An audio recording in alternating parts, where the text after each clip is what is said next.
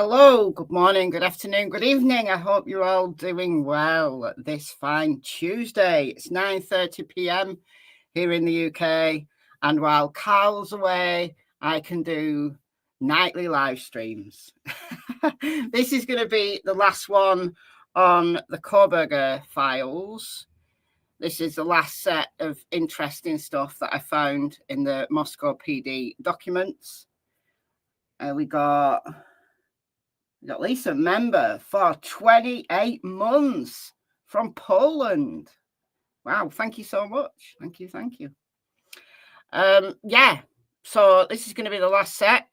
And we're starting off with Bryan Kohberger's arrest. This is Brett Payne, one of the Moscow PD officers who went to Albrightsville, Albrightsville in Pennsylvania for his arrest.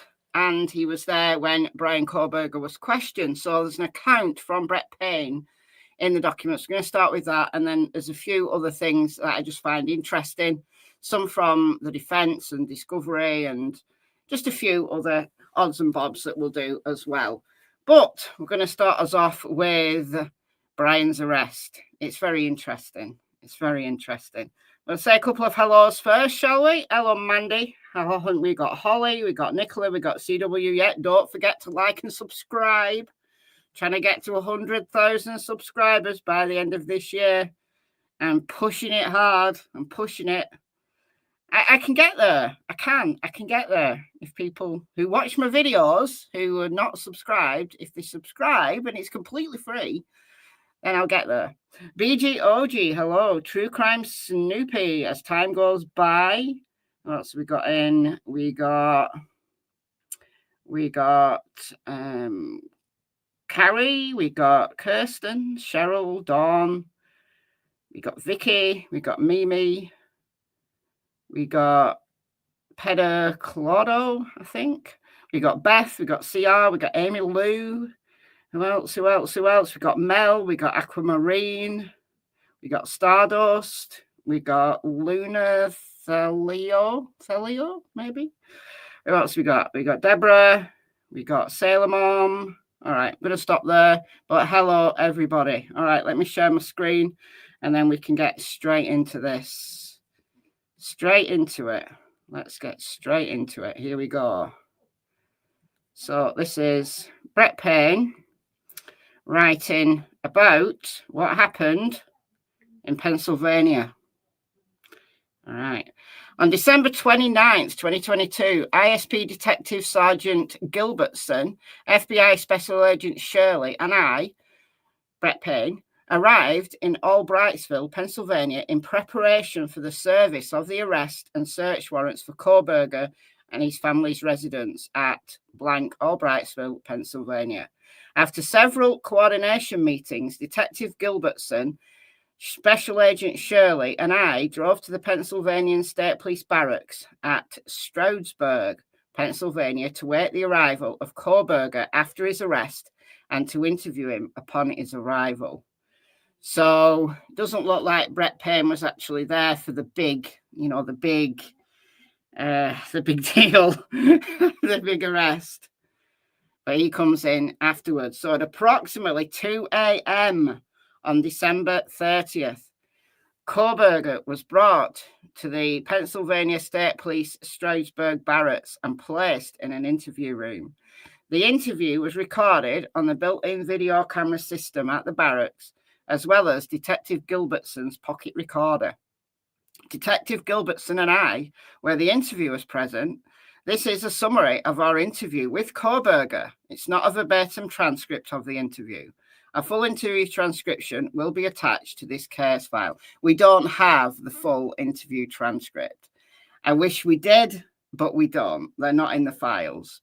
So maybe it'll get released. I'd like to see the interview, like the actual interview, not just the transcript. I'd like to see the actual interview. Maybe one day we'll get that stuff. Detective Gilbertson and I began by introducing ourselves and stating which agencies we were represented. I stated who I was. Kohberger stated, "You do look familiar." Detective Gilbertson and I prepared our note-taking materials, and Detective Gilbertson read Kohberger his Miranda rights advisement. Detective Gilbertson asked Kohberger if he understood his rights, to which he replied he did.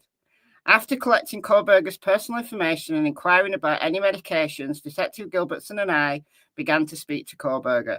Detective Gilbertson asked Kohberger about the SWAT operation at his house, to which Kohberger replied he was concerned about his parents and his dog. So we do know he likes dogs. So the fact that Murphy was there and Murphy was unharmed. Now, whether Murphy followed him out and that's why he was barking outside or something else, but we know he likes dogs. All right. Detective Gilbertson asked Kohberger if he was going to Washington State University, to which he replied he was. We made small talk with Kohberger about sports for some time.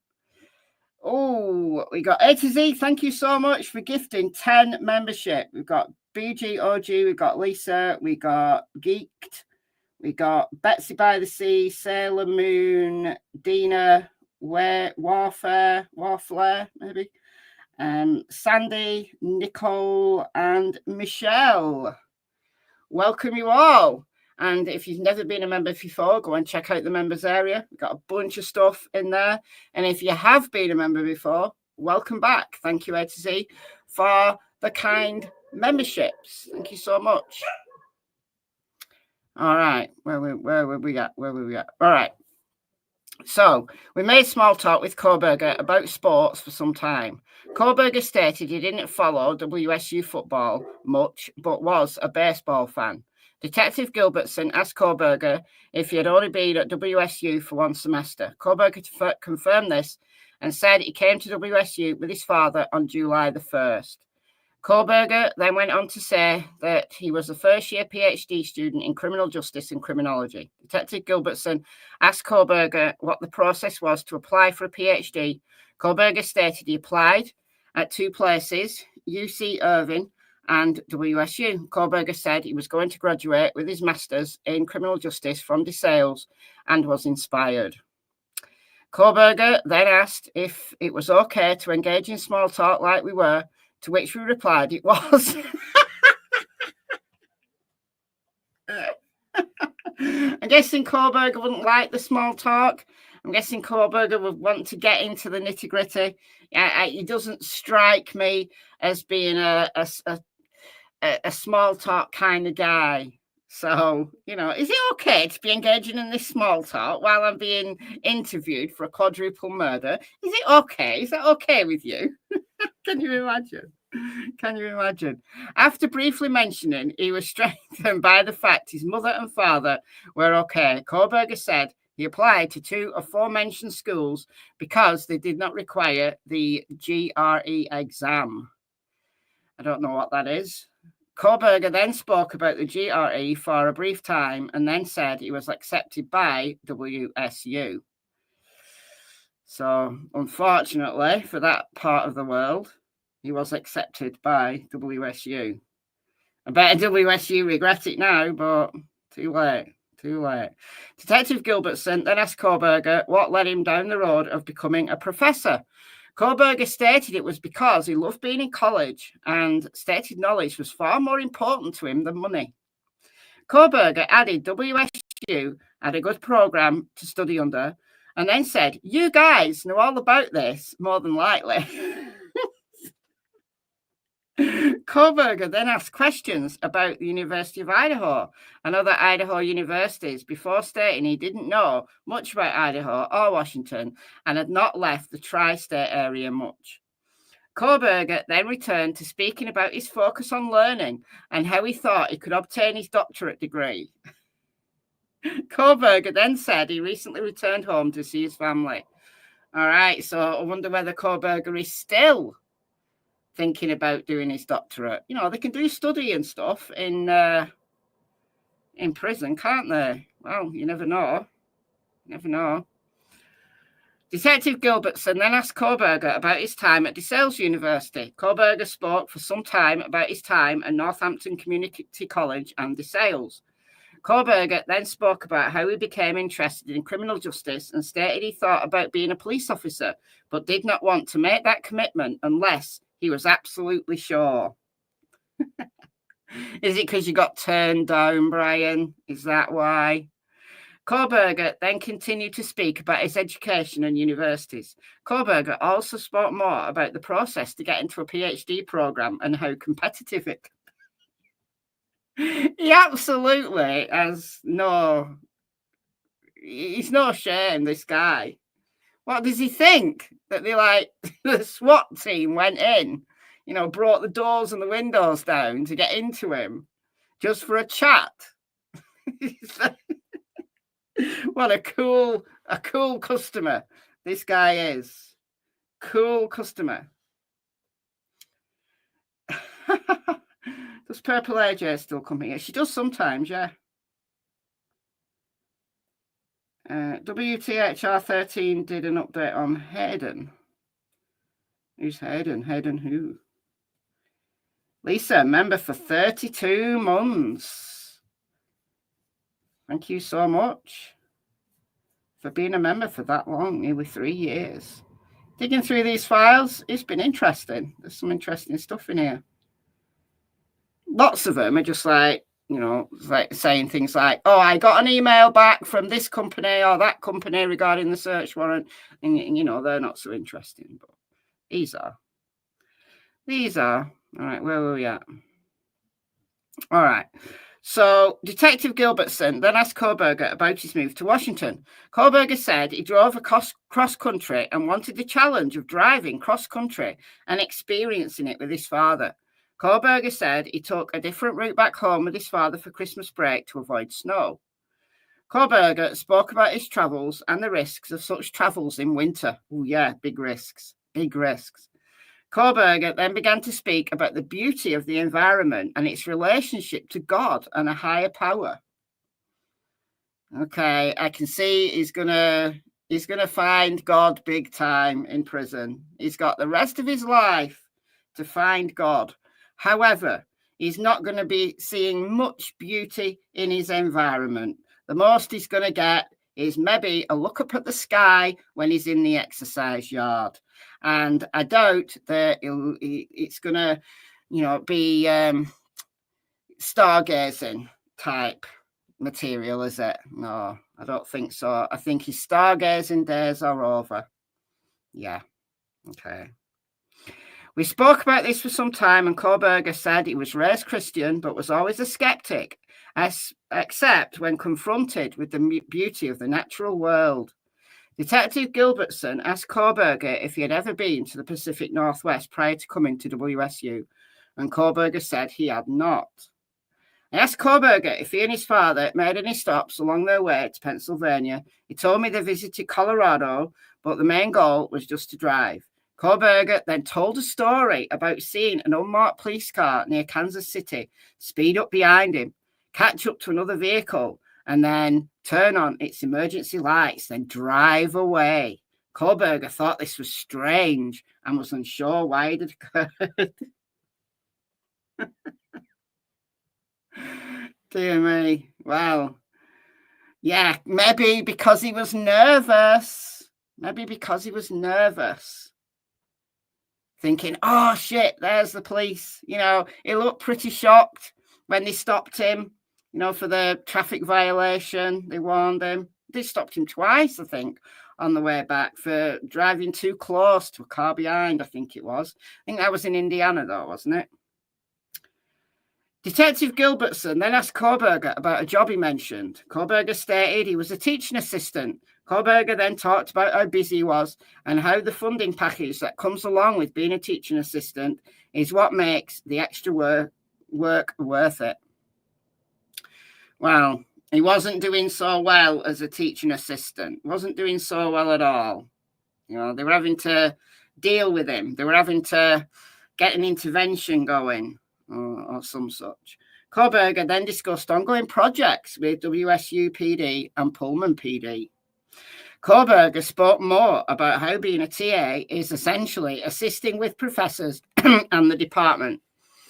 Kohberger stated he did not get to assist with teaching and with the exception of assisting with office hours. Detective Gilbertson asked Kohberger if he would be a TA again next semester, and Kohberger replied he would. No, you won't, Bryan. No, you won't. And they know full well he won't. They know full well he won't. You know, he's thinking they got him in for a nice cozy chat because that's what the SWAT team does when they've got nothing else to be doing with their lives. You know, the SWAT team just fancy a bit of practice. Let's go and raid Kohberger's house, all right. Kohberger then stated he understood why we were engaging in small talk, but would appreciate it if we explained to him what he was doing there. Detective Gilbertson asked Kohberger why he thought we were there. He said he wanted Detective Gilbertson to tell him. What a cool customer this guy is. Detective Gilbertson said we were there because of what occurred in Moscow, but did not provide any further detail. Detective Gilbertson asked Kohberger if he watched the news. Kohberger said, I watched the news. Detective Gilbertson then asked Kohberger why he thought I looked familiar. So that would be Brett Payne. Kohberger said he wasn't sure and stated I had a familiar face that looked like someone he used to know. Detective Gilbertson, no, I bet he was looking up Moscow PD, but he was looking him up. Or he's probably like, sneak peeking in on the investigation in some way, shape, or form. Detective Gilbertson then said we were there because of what happened in November just off the University of Idaho campus. Detective Gilbertson asked Kohberger if he knew what that was, to which Kohberger replied, of course I know. Of course I know. When prompted to elaborate, Kohberger said it was the incident that we've been investigating for how long has it been? I can't quite remember when it was. How long has that been? Kohberger said there was probably several incidents and then said he was aware of a homicide because of a WSU alert he received. Detective Gilbertson asked when Kohberger received the alert. Kohberger said he wasn't sure, but thought it was sometime the previous month. Detective Gilbertson confirmed that was why we were there and asked if Kohberger wanted to talk about that. Kohberger replied, well, I think I would need a lawyer. Good for you. Kohberger then asked if he would explain to him what we were there for specifically and added he was tired. Well, I bet you're tired. All that, wrapping up your trash in individual zip baggies. I bet that tires you out in the middle of the night. I bet it tires you out. Detective Gilbertson again stated we were investigating the homicides of 4 students and that we had questions and things we hoped Kohberger would help us understand. Kohberger sat back and said he had the utmost respect for law enforcement, but stated it was a constitutional right to speak to an attorney, which of course it is. Detective Gilbertson affirmed this. Kohberger then re-engaged and said the only thing he heard of from Moscow was an alert that came to his phone. Kohberger then said he wanted to talk to an attorney. Detective Gilbertson said we would stop now because Kohberger wanted to speak to an attorney. Kohberger then asked where his parents were and where his dog was. Kohberger re-engaged again and asked what questions we would have for him. Detective Gilbertson then asked Kohberger again if he understood his rights and asked specifically what Kohberger wished. Kohberger asked what specifically we wanted to talk to him about and the reason. I told Kohberger he'd invoked his Fifth Amendment right and we were not going to ask him any further questions. Kohberger asked again for the reason he was there, but added he would like to talk to an attorney. At this point, we concluded our interview with Kohberger and left the room. That was well played. That was well played because he was trying to get little bits of information. He's like, yeah, I want a lawyer, but I just want to sneak a peek at what you've got in your brain about what information you've got. I just want to know a little of what you've got. But they said, no, you've invoked your Fifth Amendment right and we're good officers. We're not going to fall foul of any rules. You're not going to be able to come at us in the future to say that you asked for a lawyer and we didn't give you one and we carried on talking, because that's what would have happened. You can guarantee that's what would have happened if they'd have asked him any more questions after he said he wanted to talk to an attorney. Even if he asked the questions, they'd come back, the defence and him, at a future date and say everything that happened during this interview is null and void because he invoked his Fifth Amendment right to remain silent and to speak to an attorney, and they didn't let him. But they did, so they played it well. They played it well. Hedgie Mum, thank you so much for the £3. Thank you, thank you. Very kind of you. All right, let's see what else is in this merry bag of tricks here in the Moscow PDs. Thing is, now I've put a little tag on the ones I want to read so that I get them all. Okay, so they're not in like chronological order or anything like that, so we're just going to go down the list. Just let me take my hoodie off. I'm hot. Oh, dear. All right. All right, so this is from July 2024. So Wednesday, July 10th, 2024, Sergeant Gilbertson and I met via Zoom. Who is this? This is Brett Payne again. So Sergeant Gilbertson from the State Police met with Zoom with M, her blank, and the blank. RM reference. Oh, I know. I don't know who this is. I don't know who they're speaking with, but it's something to do with what the defence wants. So it's a green and pink jacket that was tested by Defence Counsel in this case. The interview was not recorded. It should be noted the jacket was initially not collected as evidence and was turned over to the M family. It must be Morgan or Mortensen, maybe. Maybe. Yeah, maybe. But a green and pink jacket.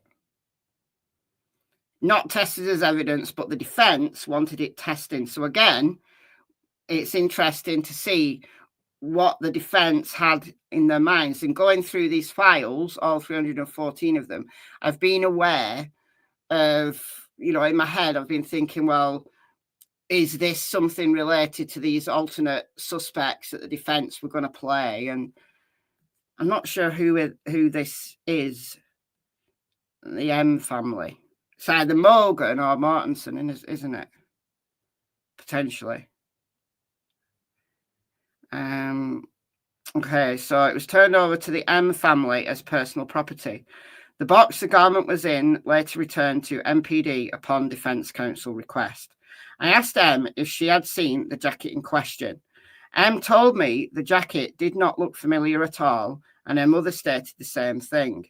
M told us it was not uncommon for other sorority members to come to the house and leave clothes to use later, but she said she didn't remember seeing the jacket.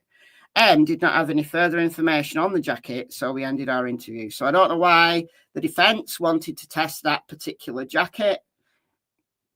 Was there a stain on it that they wanted to check? I don't know, but interesting. So this is another Brett Payne file here. And this is from August the 6th, 2024. And again, this is another discovery request by the defence. So I received another discovery request from the Defence Counsel in this case, asking for documentation about a tip received and later acknowledged in an MPD press release about a white Hyundai Elantra that was found in Eugene, Oregon. I remember this. Before Kohberger was arrested, and they released the information about the, 2011 to 2013 Elantra. And then people started talking about this Elantra that had been found in Oregon. And it was like, oh, is that the Elantra? Is that the Elantra? It turns out it wasn't, but the defense has got on it And the defence, I think, is trying to, maybe at this point, trying to make something of it. But I do remember this. I bet I've got a picture of it somewhere. But I do. Anyway, so it's found in Eugene, Oregon. The FBI tip line also received numerous tips about this vehicle. It was found that no report was written at the time which documented what information was obtained by the investigative team. However, the vehicle was deemed to be irrelevant to the investigation. In order to obtain the information likely used to make this determination, I contacted Eugene PD on August the 8th, 2024, and requested any information they had about the white Elantra. I later received a secure email from EPD containing 4 attachments. The first was a press release reference the vehicle. The other 3 were incident reports about the vehicle. The following information was obtained from the incident reports. So we get a little behind the scenes here about what actually went down with this Elantra in Oregon. The white Elantra bearing Colorado license plate blank was involved in a crash on 12/17/22. In Eugene, Oregon, law enforcement and fire responded and contacted the driver. The vehicle was reported 2 other times hence the other 2 reports. One driver's license was run during the report and was listed as blank, so someone with a R initials. The vehicle was crashed and had extensive front end damage. The RO of the vehicle was determined to be a G. It was unclear who contacted G at the time of the report, but the determination was made that the vehicle was of no interest to investigators. The information provided by EPD is attached to this case. So the defense requested this information. So they're basically fishing. They're fishing through the entire discovery to basically find anything they possibly can about anything they possibly can. And try to work an angle, I guess. But they weren't allowed. What a shame. All right, another Brett Payne. Okay, so this is interesting. Now, there's 2 that are virtually the same. So there's one from 3/11/24, so 11th of March, and then there's one a week later. And I read them both, and they're basically the same, but this one from the 18th has got more information in it. So they're both about the same thing. So if you look, on Friday, 8th of March, I received an email from prosecuting attorney Bill Thompson advising of a telephone survey received by NB. So that's from the 18th, and then the one on the 11th is exactly the same. Friday, 8th of March, I received an email from Thompson referencing the receipt of a phone survey, the recipient NB. So I'm going to read the one from the 18th because it seems that it was like updated, like it seems that there's more information and it's more informative. So we'll read the 18th one, but I am acknowledging that there's actually 2 files about the same thing. So, on Friday, March 8th, 2024, I received an email from prosecuting attorney Bill Thompson advising of a telephone survey received by NB. N provided a typed summary of the phone survey which stated the following. Now, I'm wondering whether this is something to do with the defense were ringing people, asking people. He had roommates. No, he didn't. He lived on his own.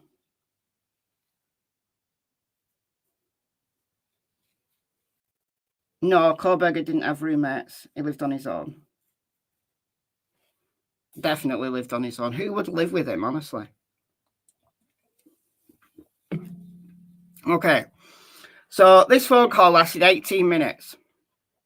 They stated they were a company performing a survey amongst the community in relation to the Bryan Kohberger case.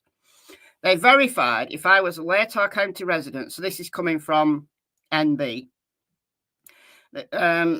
and which city I considered myself a resident. Here is a small list of the questions that I can remember. These questions are not verbatim, but of the general sense of what I can remember being asked. 1. Have I read, listened to, or seen any newsreels regarding Bryan Kohberger and or families of the victims? 2. Have I read, listened to, or seen any television or movie documentaries regarding Bryan Kohberger and or the families of the victims? 3. Were you aware of any television, movies, or documentaries concerning Bryan Kohberger on sources like Netflix? 4. What sources have you listened to, read, or seen as a source of information? Can you name the specific newspapers, news stations, or sources of information that you receive your knowledge of the case? 6. Have I heard or participated in any rumours surrounding Bryan Kohberger, the victims, or their families? I responded no, but that I've heard rumours regarding law enforcement involved in the case. 7. In a general statement, how would you describe how the community has been affected by the murders? 8. Has the murders caused anyone you know or yourself any excess stress? 9. Do you feel the community has felt an excess of stress since the murders? 10. Do you know a student that attends the University of Idaho? 11. Do you know or are related to law enforcement and or anyone directly involved in the case? 12. In a general statement, do you feel Bryan Kohberger could receive a fair trial? 13. Do you think if you were asked to serve on a jury, would you be able to serve fairly, weighing the evidence and the case presented? 14. Have you ever driven past the residence in which the murders were committed? 15. Have you ever read, watched, or listened to any reports of Bryan Kohberger's arrest in Pennsylvania? 16.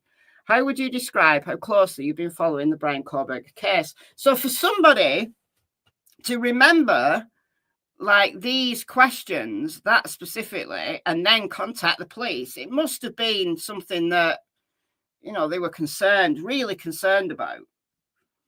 I think this would have been the company that was working for the defense. I think it had to be around that time.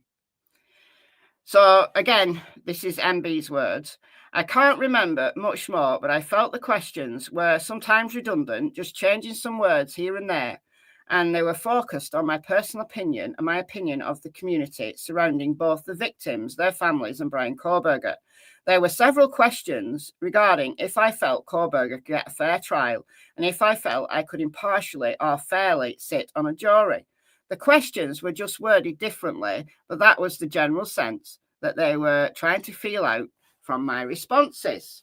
Okay, so that's MB's statement. All right, so we're back to Brett Payne's narrative now. On Monday, March the 11th, I received an email from Prosecuting Attorney Thompson advising another Lator County resident had received the same call. I began to investigate the origin of these calls and discovered the following. The business appeared to be a legitimate survey company out of Alabama called Research Strategies, Inc.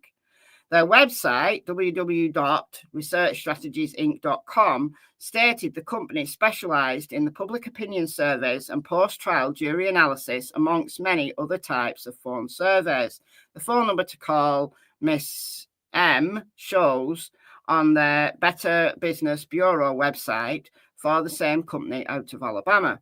I checked TLO and found the number used to be associated with a woman in Alabama who passed away in 2011, which further lends it to being the correct number just reassigned to this business.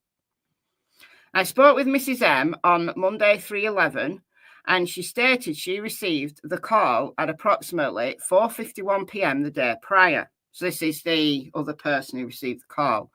The first question she was asked was if she was a Lator County resident. There were several questions that followed, which asked generic questions about trials in the criminal justice system. Then she stated this woman asked her specifically if she was aware of the Kohberger trial. Mrs. M stated she refused to answer, asked the woman who she worked for, Research Strategies with the number provided, who was paying for the survey, and asked for her supervisor. The woman gave her the company's number and stated she was unaware of who was responsible for the survey. Mrs. M also stated the number the woman called was blank. This number was not found in TLO and likely a Google Voice type number not associated with the person. Mrs. M stated she posted to her Facebook page asking if anyone else had received similar calls. She stated several people in the Potlash area had received calls from the same number that called her, but most were not answered. I asked her to keep me posted if she became aware of any further information. I later learnt 6 people on her Facebook post from the Potlash area had received a call from the same number. Additionally, Mrs. M stated the call made her very uncomfortable and she did not think it was right for people to be calling and asking such questions. It is potentially tainting the jury pool, however. You know, the companies do these things like they do. Sometimes do these things. I later learned of 2 additional people in the Moscow Police Department and later County Prosecutor's Office who received the call and confirmed the same questions were asked. On Thursday, March 14th, 2024, I also received a phone call. So they're literally calling everybody. So Brett Payne got the call. The caller ID showed as political call. I answered the phone call and listened to the questions. I've attached the call to this case and a transcript of the conversation as it follows. Note, the recording started approximately 15 seconds after the beginning of the call. So they called Brett Payne. They called Brett Payne. So he was able to record it.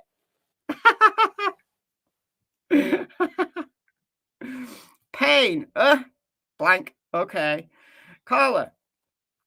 We got the Serrantia, Hispanic, Latino, or Spanish region. No. Caller. Yeah, race, please. Blank. Caller. Okay, before we get started, I'd like you to know that there are no right or wrong answers. You're always free to respond. I don't know or no option. Caller goes on. Answer to any question and all your answers remain confidential. So I'm going to start with the 3 statements about the criminal justice system, and then we'll get to the case itself. And for each one of these, please tell me whether you agree, strongly agree, somewhat agree, or somewhat disagree, or disagree strongly. So here's the first one. If the government brings someone to trial, that person is probably guilty. Payne, no opinion. Caller, okay. And the next one is it better for societies to let some guilty people go free than to risk convicting an innocent person? Payne, no opinion. Payne's like, no, I'm not going to respond. I'm just playing along because I'm recording my call. Caller, okay. Then the last one is even worse. Even the worst criminal should be considered for mercy. Payne, no opinion. Caller, okay. Now I'm going to ask you about an upcoming jury trial in your community. Back in 2022, 4 students attending the University of Idaho in Moscow were stabbed to death in their home. About a month later, Bryan Kohberger was arrested and charged with murder. So have you, Rentzin, I guess that must be recently seen or heard anything about this case? Payne. So I'm about to stop you right there. I actually work for the City of Moscow Police Department, so I can't answer any more of your questions. He should have just played along. Why didn't he play along? Maybe it would have been considered unethical. I get it. I would like to know who is requesting you guys conduct this survey. Caller, okay, well, we've actually never been told who hires us to do the survey. No, I have I do have a toll-free number. If you'd like to call her front office to see if you can get more information about the survey from our supervisors. It's actually probably not a lie. They're not going to tell the people asking who are asking the questions. It's called a blind experiment. So the person asking the questions doesn't know the purpose of the questions, and they don't know who developed the questions. And in this case, they don't know who's paid for this work to be done. So that makes total sense that they don't know. That's very common in psychology. It's common in market research, because what they don't want is the person asking the questions to ask them in a way that would influence the answerer. So let's say, for example, if this person asking the questions was told that it was Bryan Kohberger's defense team who paid for this, let's just imagine it was, then if they believe that Bryan Kohberger was guilty, then they might ask the questions. They might ask the questions in word for word, but they might say it in a way that indicated to the person answering that they had an opinion, and they don't want that. And likewise, if the person asking the questions thought that Bryan Kohberger was innocent, then they might ask it in a different way. So they don't want that. So that's understandable why the people asking the questions didn't know who the survey was paid for by. Payne. Oh, no, I'm not. Oh, I've missed a bit. Payne, I've tried to call them, but I'll take the number down anyways. Carla, oh, okay, yes, sir. And again, just because you work for the police department doesn't automatically disqualify you from doing this survey if you're still interested in doing it. No, I'm not. He's like the lead investigator.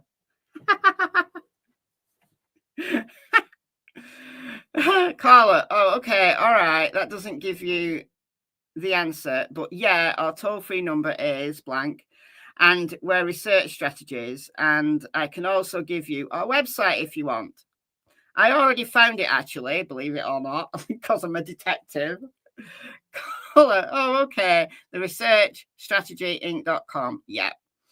Okay. Yeah. All right. Well, I'm sorry it didn't work out, but hopefully, like you said, if you call, we're on Central Time. So I believe we're 2 hours ahead of you. But if we call during business hours Central Time, then hopefully without to give you much more information about, but what the case has been used for and so forth.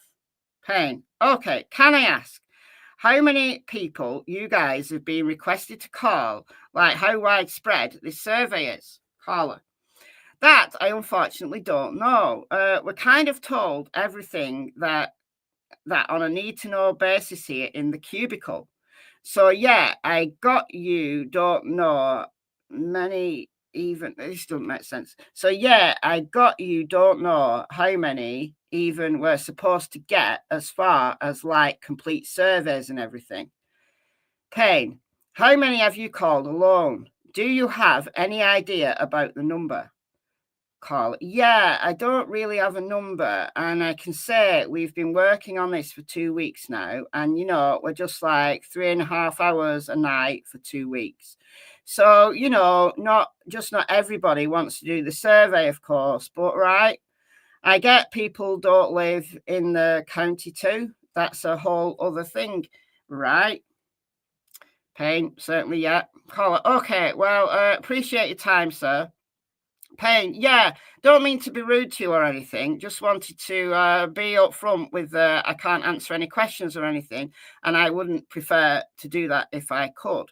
Carla, so okay, that's fine. I understand where you're coming from, and it unfortunately, I wish I could answer some of your questions, but I think I said I'm operating on a very limited information as far as how that information doesn't make sense. Payne, yeah, totally get it. Yeah, well, I appreciate it, sir.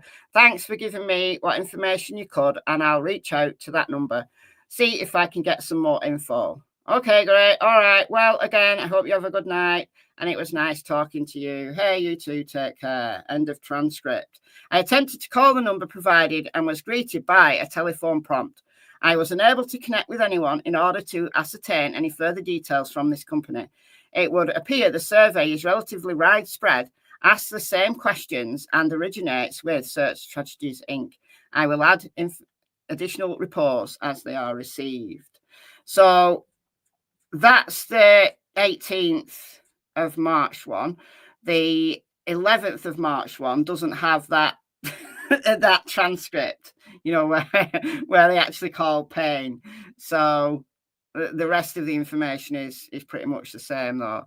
So I thought that was interesting. I assume it was when the defense were doing their I remember it all coming up in a hearing. I'm gonna have to go back and listen if I've got a mind to at some point. But it all came out in a hearing, and I'm just guessing, that that's what this related to in some way, shape, or form. All right. Get ready to get your mind confused and blown. Okay. Now I'm curious. All right, so this is another Brett Payne. On Tuesday, August 6, 2024, I received another discovery request from the Defence Counsel, in this case asking for the identity of blank in reference to surveillance video of Maddie and Kaylee the night of the homicides. It was determined, with the limited information available at the time, that blank was likely a L. L worked at the Corner Club and was a friend of the victims, and that would be Jack. L was interviewed by ISP detectives on 11/18, and the interview was documented under ISP Supplemental 5. So again, another request from the defence, who are looking for all and every possible angle in which they could use to defend Bryan Kohberger. All came to naught, of course, but there you go. There's that. All right, another Brett Payne. August 7th, 2024, I emailed PR, Support Service Manager for the Pullman Police Department, in order to request the following information related to this case. All reports, videos, photographs, notes, and communications from Pullman Police Department regarding their involvement in this case, including but not limited to all records from Sergeant Chris Engel. Copy of Love's spreadsheet as referenced in Sergeant Engel's email to Pullman PD officers. I feel like we're missing a lot of the context here that we don't have, that's not available. We just need the whole discovery, the whole million terabytes of it. You know, just release the whole discovery, all of it, and then we can work through it at our leisure, and we can match all the different little reports up. That's what happened in the Chris Watts case. The Weld County just released the entire discovery, all 50 gigabytes of it. So not quite into the terabytes, but Chris pled guilty very early on, so it kind of cut down the amount of work they did on it. But yeah, they should just do that. This information was requested by Defence Counsel in this case. On Monday, August 19th and Tuesday, August 20th, I received the requested information from R. The files provided contained extensive email correspondence related to the search for Kohberger's name, and in the Pullman PD email system, spreadsheets from OFC Love, St. Andre, and Sergeant Engel, MPD vehicle list, and an Axon body cam download. And Pullman PD also advised they searched the IM database for the keyword Kohberger for everything greater than 000 to 1623 and found 0 results. Yeah, well, a lot of people spell his name wrong, so I don't know how good that keyword search will be, because even people in these files have spelled his name wrong. Some people spell it with an L, like Kohberger. For all of these items were burned onto a CD. So again, another request from the defence. And again, fishing for information, which is their job. Listen, don't think that I'm being, negative towards the defence. It is their job. They were doing their best for their client. Just because it didn't work out for them, just because the judge didn't allow them to do it and then he pled out, doesn't mean to say that the defence weren't doing the right thing here. They absolutely were. They were doing their job. So, and I'm glad they did. I'm glad they did their job. Everybody, regardless of who they are and what they have been alleged to have done, what they've been accused of, deserves a good, solid, strong defence. And Bryan Kohberger absolutely got that. He absolutely got that. All right, this is Blaker. Okay, so this is another discovery request. August 27th, 2024, I received an email from MS in reference to discovery request 407. Text communications between Dylan, I assume, DM, and myself, and 408 text communications between BF, that's going to be Bethany, and myself. I feel like I want to sneeze, but then, do you know when you get that urge to sneeze and then it just disappears, and then you're like sitting there waiting to see whether the feeling comes back? Well, I'm in that right now. I'm in that moment right now.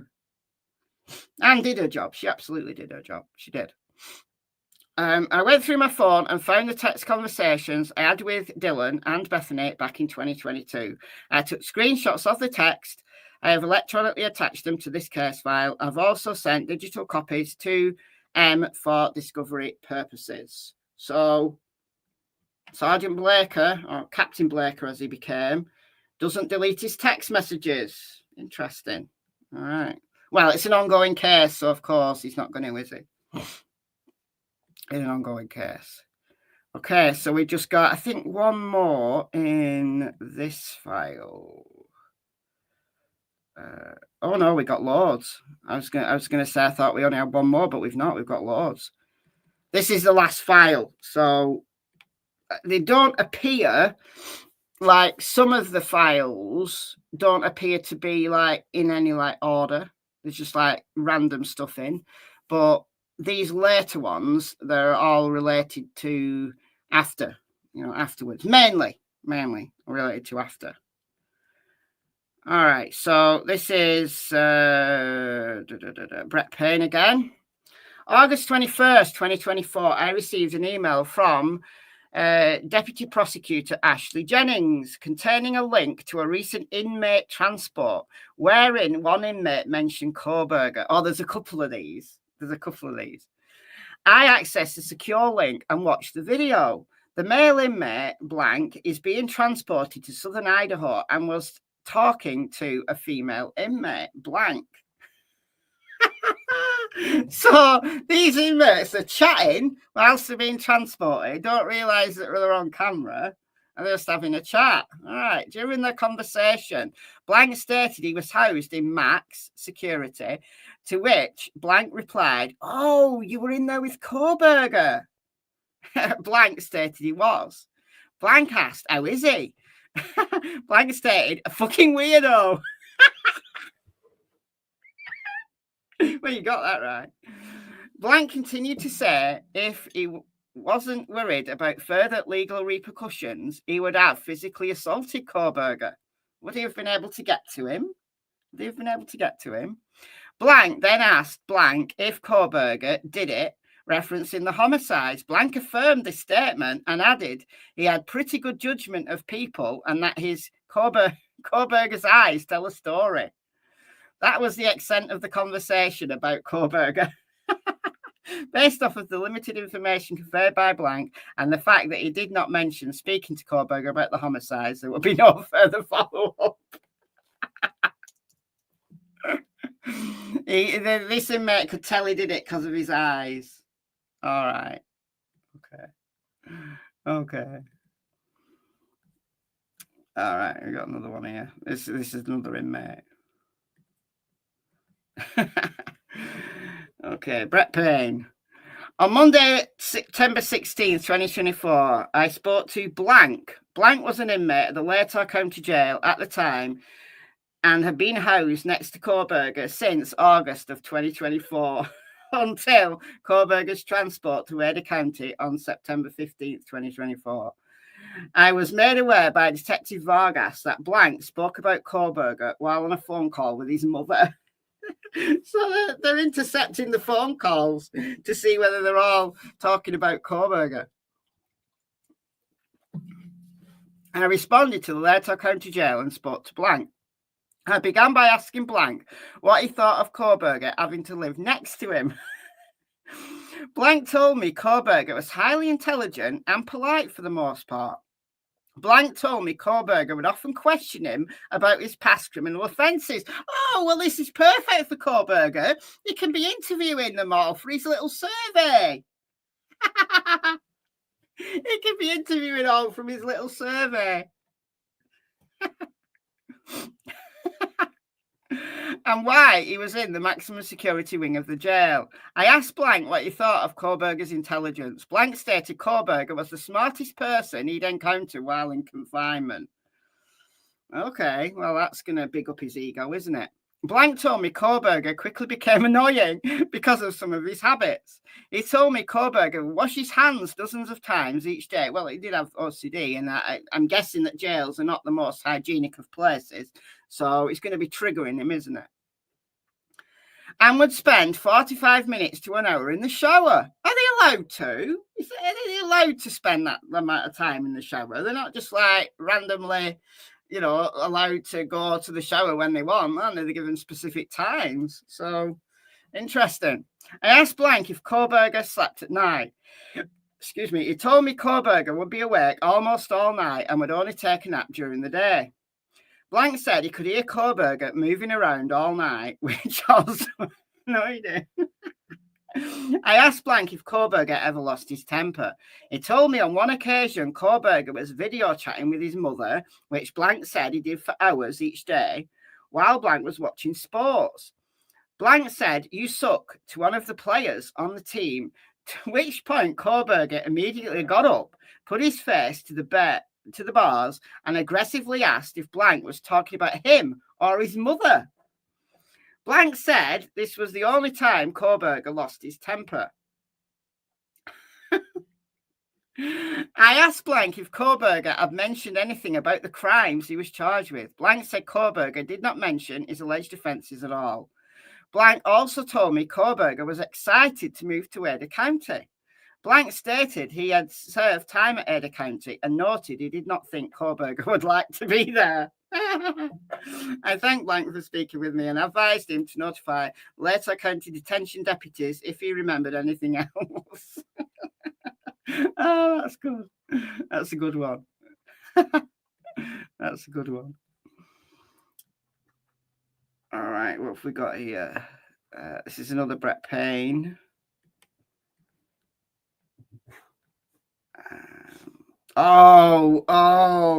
This is one of the tips that I didn't talk about yesterday.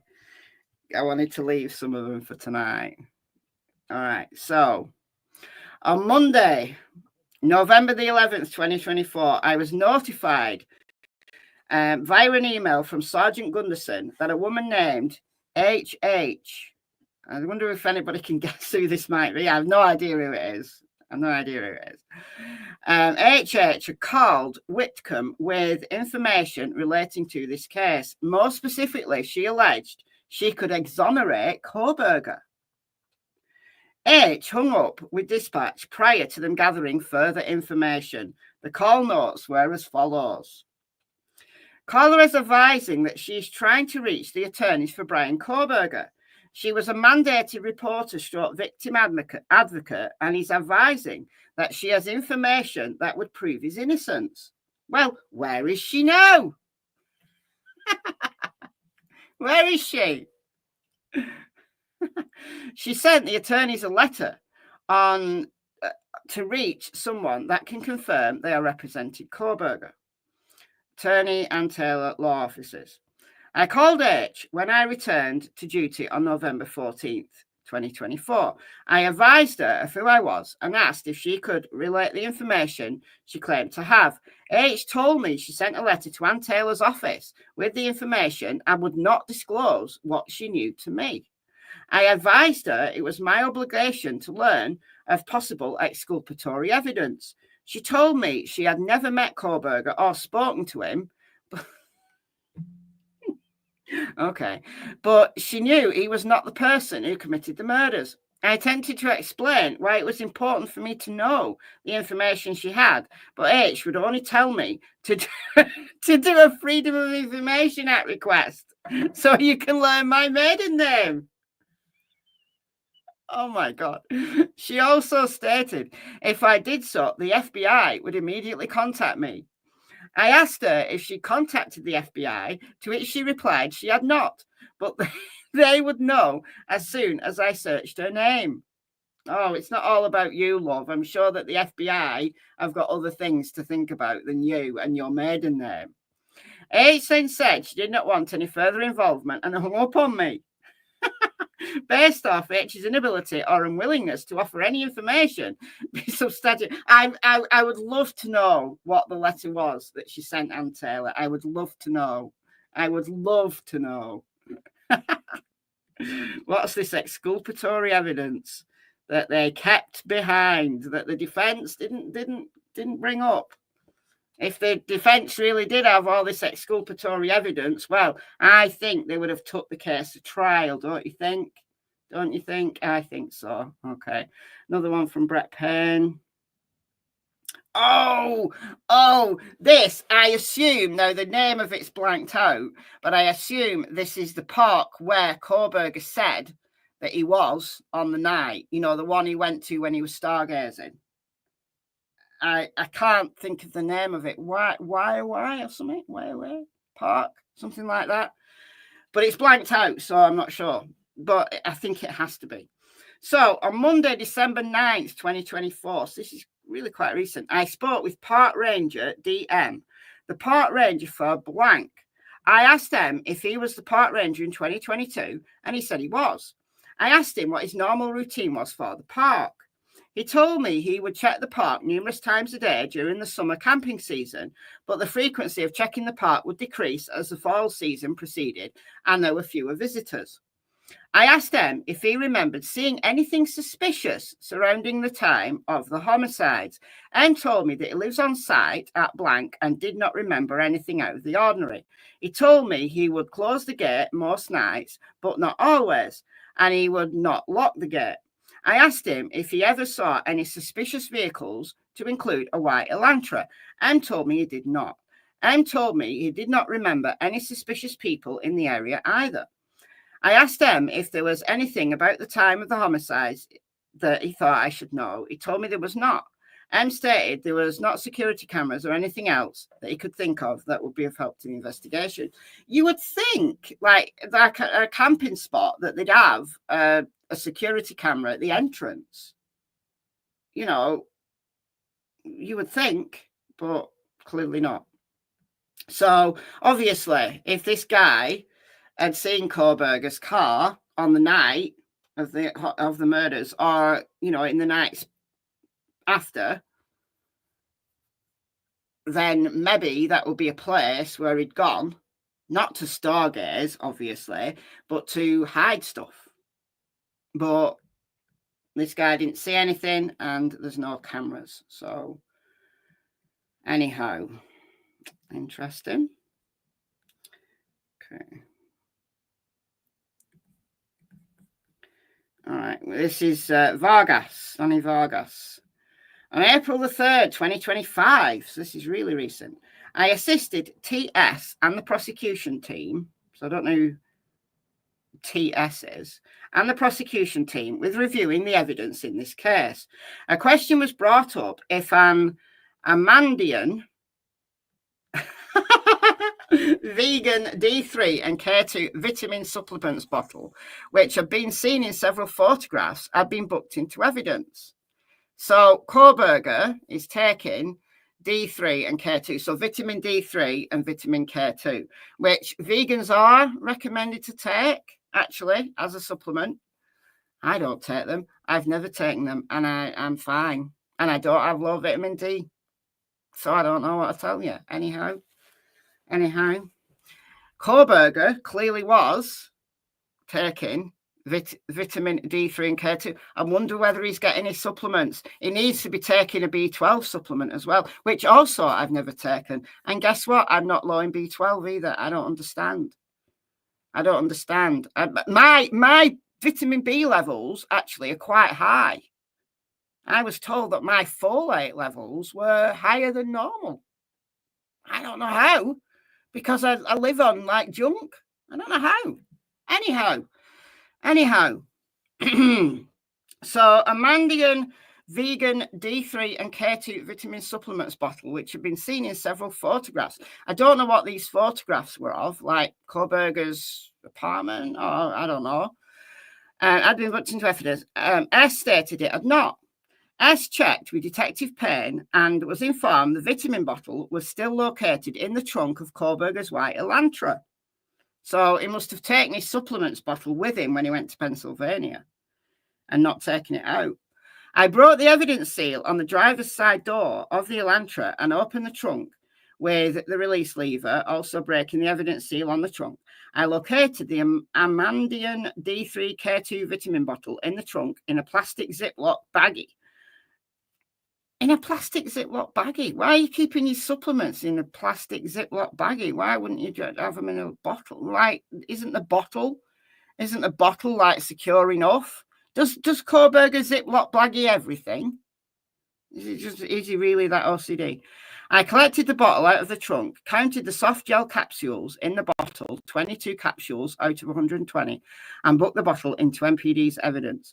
I placed new evidence seals on the driver's side door and trunk of the vehicle. I took photos of the seals and of the bottle and copied the photos to a DVD and booked the DVD into MPD evidence.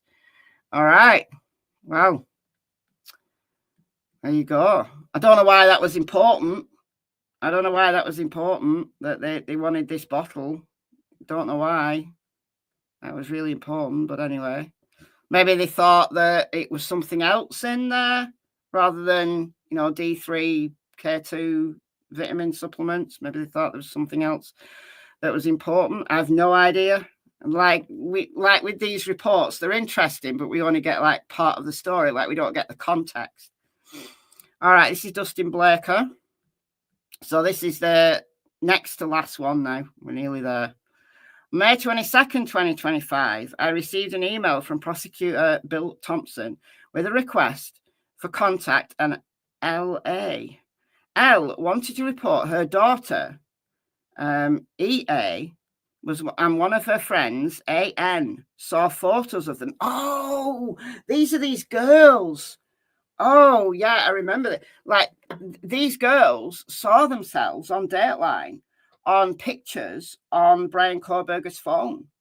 Like the Dateline show, if you watched it, they had Bryan Kohberger's pictures that he had on his phone, and they scroll through like these pictures of young women, and they saw these girls recognize themselves, and they were like, shit, what?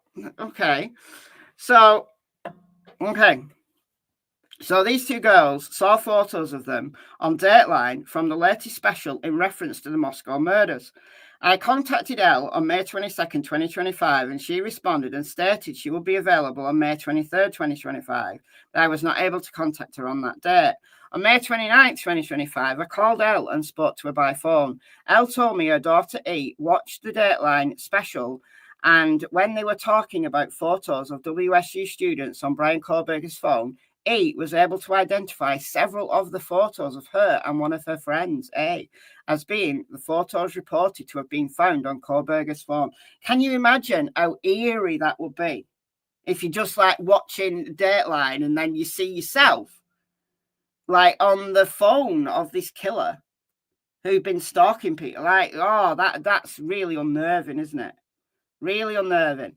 I asked Elle if I could talk to E, and she provided E her phone.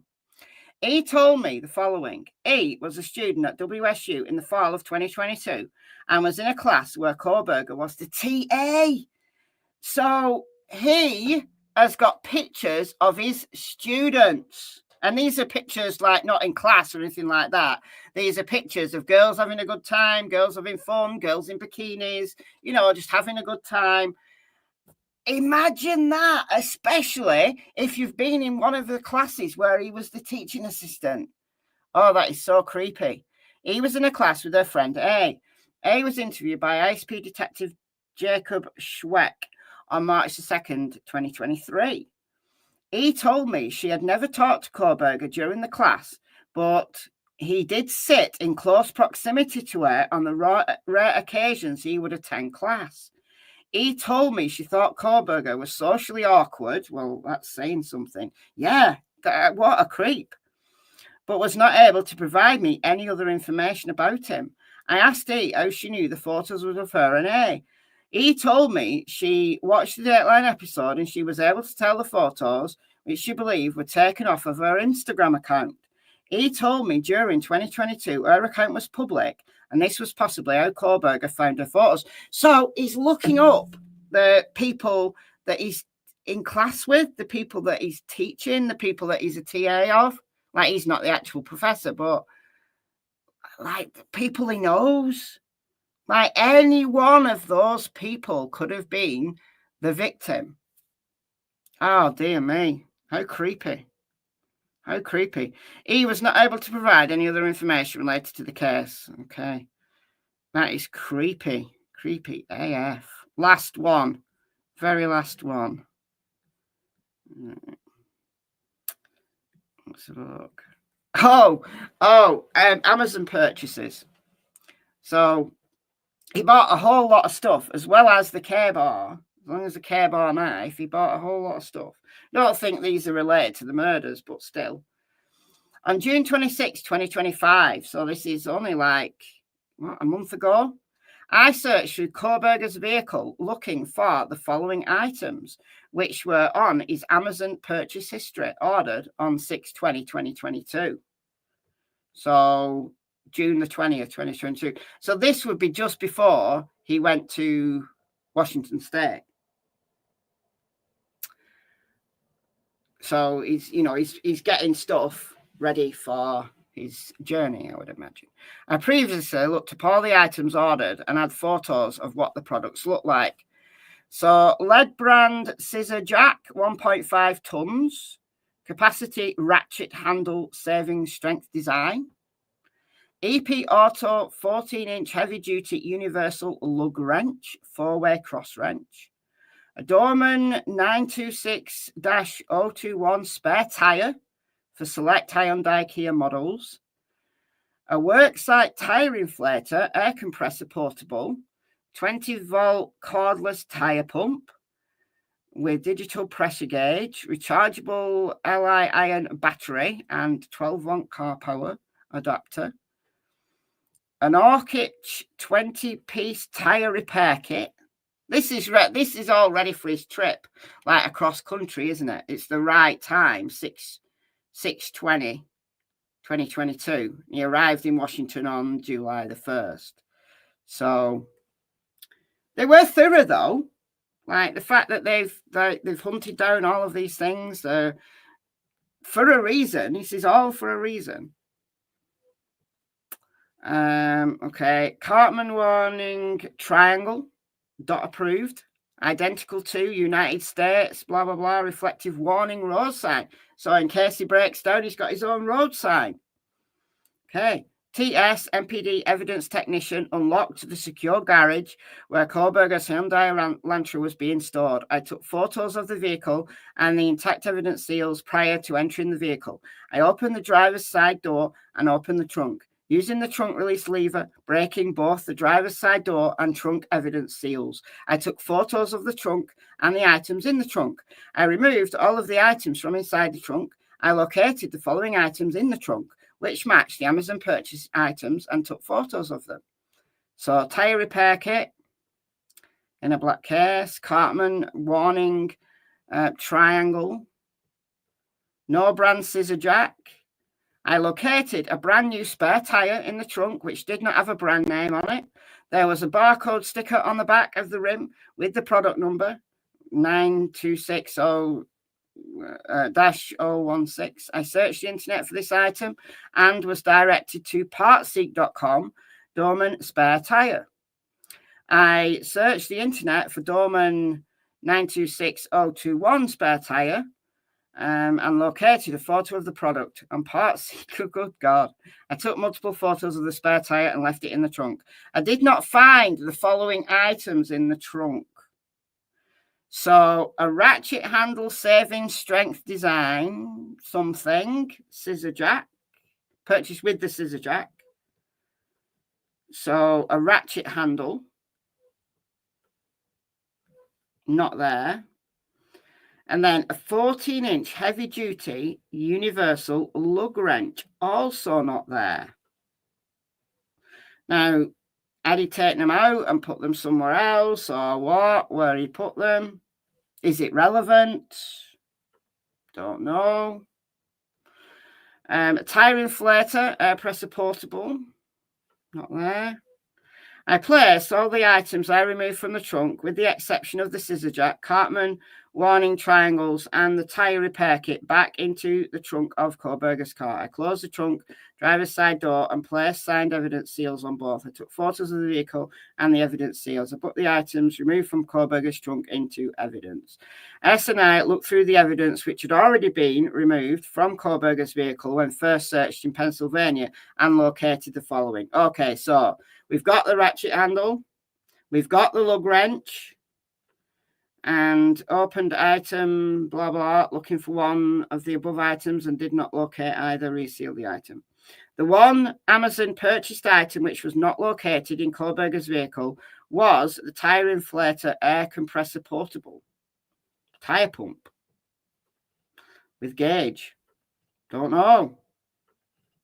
Don't know. However, I can understand why they'd want to know where, like, a lug wrench was, you know, like a big heavy thing that you can hit someone over the head with, you know, handles that you can hit people with, but they were located.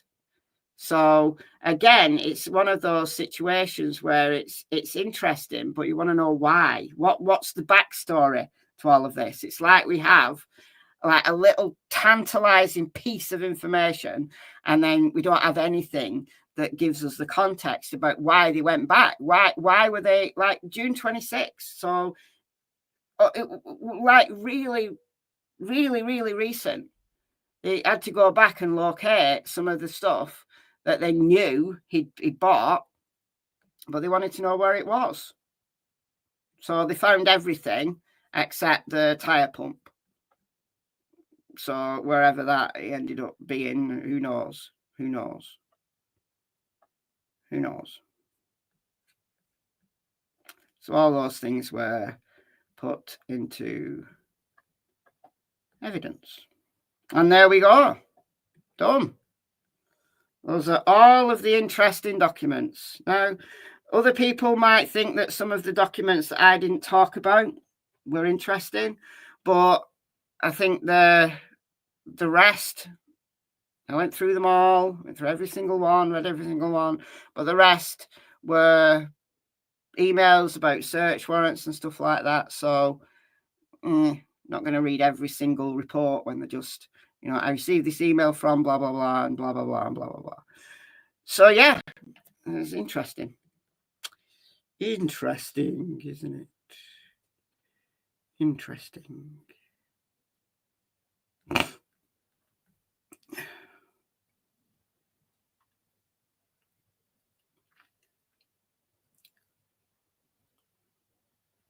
I wonder if he had a flat tire.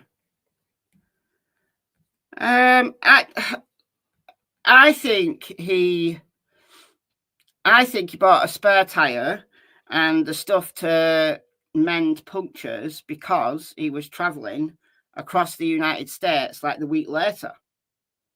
So he was being cautious, you know, having the stuff that he needed in case he did get a flat tire. You know, stuff that you'd need to take your wheel off, stuff that you need to repair a tire, those kind of things, and a road sign. So that if you were stopped at the side of the road, you could put your little sign up and say that you're broken down or whatever. So I think that was why he got those things. It makes absolute sense, like the timing makes sense. So I don't think any of those things were bought for a murder. I think they were bought for his journey.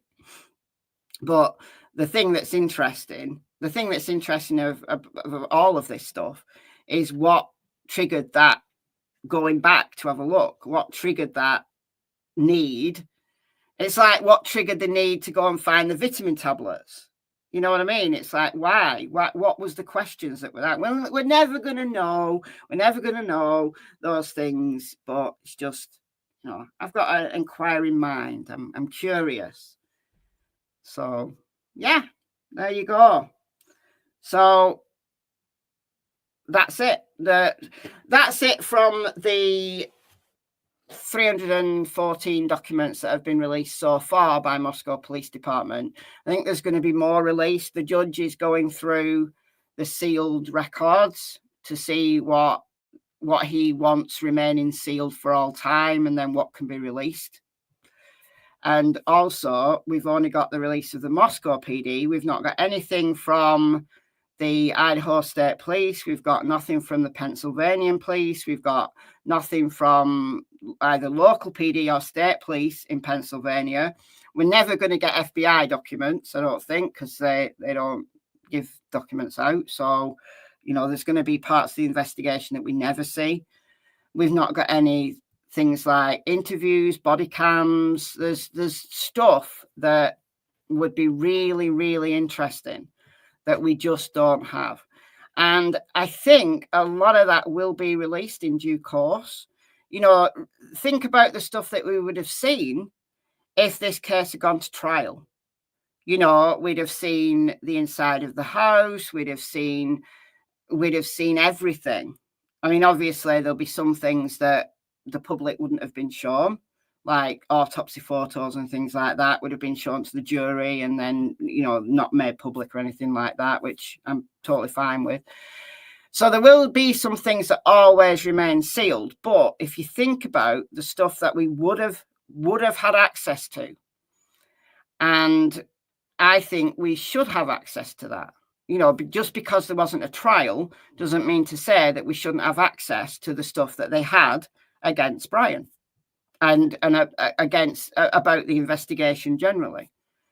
So I think we will. I think Judge Hippler is the kind of person who is quite transparent. I don't think there'll be a prevention of it by the judge. So let's see what comes out. There's also potential documents from Washington that could come out as well. So yeah, we'll just wait and